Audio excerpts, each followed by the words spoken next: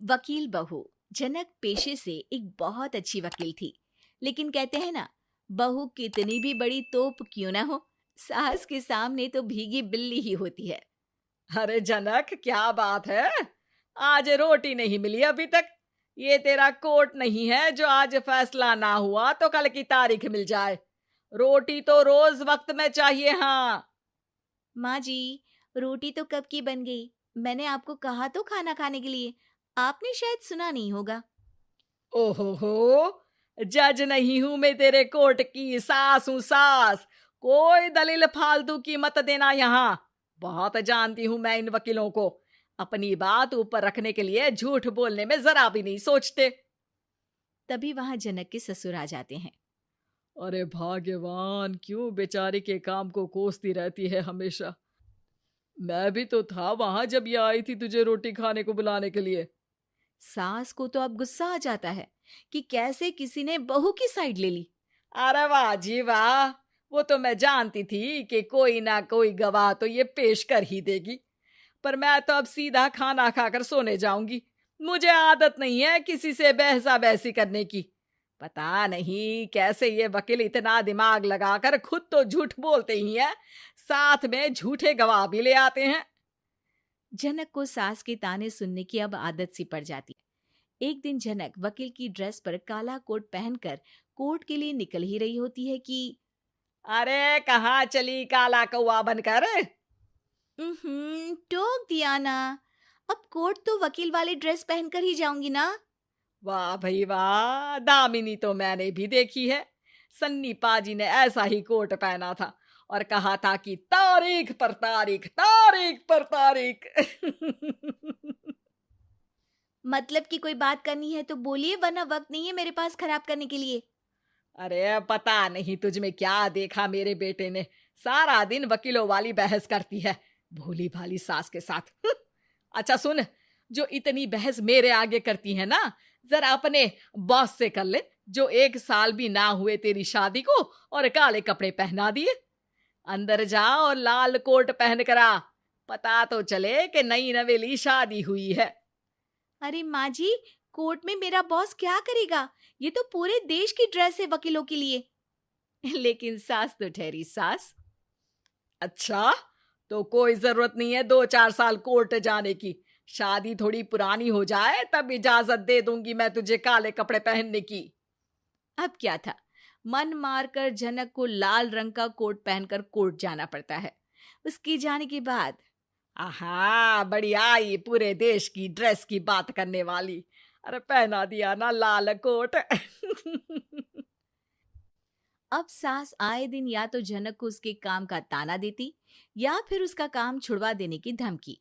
तंग आकर एक दिन जनक पति से कहती है, मैं सोच रही हूँ कि कोर्ट जाना बंद ही कर दूं। अरे क्यों यार, इतना अच्छा करियर है, क्यों छोड़ने की सोच रही हो? अरे लाल रंग का कोट पहनकर जाना पड़ता है। हर बात पर सास ताना देती है कि वकील तेज होते हैं, सवाल जवाब करते हैं, झूठी दलीलें देते हैं। अरे तो ठीक है ना, वो जो कहती है अपनी समझ से कहती है, लेकिन तुमको तो पता है ना कि सच्चाई क्या है। जनक को पति की बात से हौसला मिलता है कि तभी घर पर कुछ लोग आ जाते हैं। अरे आइए आइए पंच साहब, कैसे आना हुआ? अरे भाई साहब, सुना है कि आपकी बहू वकील है। तभी वहां सास आ जाती है। हाँ है तो, लेकिन क्या हुआ? फिर कहीं बहस कराई क्या? अरे हम तो खुद दुखी है उसके व्यवहार से। अरे भाभी जी, आपको तो पूरा मोहल्ला जानता है कि आप कितना बोलती है। फिर हम यहाँ बहू रानी की कोई शिकायत नहीं, बल्कि अपनी परेशानी लेकर आए हैं। ससुर जी खुश हो जाते हैं। हाँ हाँ, मैं भी बहू को बुलाता हूँ। जनक वहां आती है, सबको नमस्ते करके बैठ जाती है। बहू रानी, हमारे गांव में बड़ी मुसीबत आ गई है। अब तो पूरे गांव की जिम्मेदारी मानो तुम्हारे कंधों पर है। अरे ना ना, इससे तो घर की जिम्मेदारी पूरी नहीं होती, ये गांव की जिम्मेदारी क्या लेगी? भाभी जी, आप चुप हो जाओ। यहाँ पढ़े लिखे लोगों की बात हो रही है। आप जाओ, जरा रसोई से सबके लिए चाय लेकर आओ। मैं कॉफी लूंगी। हाँ हाँ, वकील साहिबा के लिए कॉफी। सास सर पैर सब पटक कर वहां से निकल जाती है। बहू, गांव में पानी नहीं आ रहा है, पड़ोसी राज्य ने हमारा पानी रोक रखा है। इसका मामला तो बड़े कोर्ट में चलेगा पंच जी, लेकिन ऐसा क्यों? वो राज्य हम लोगों से पानी के पैसे मांग रहा है।